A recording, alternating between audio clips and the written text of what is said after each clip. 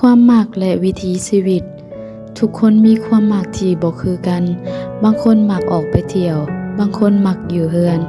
บางคนมักอยู่กับหมู่แต่บางคนมักอยู่คนเดียวบางคนมักสร้างสรรค์พบปะแลกเปลี่ยนแต่บางคนก็ขอแค่มีชีวิตที่สงบหลายๆคนอาจมองชีวิตจากมุมเดียวคือการหาเงิน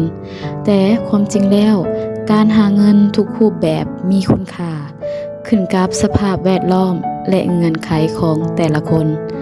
บางคนมีพ่อแม่ปูทางไว้แล้วนั่นก็เป็นวาสนาที่ดี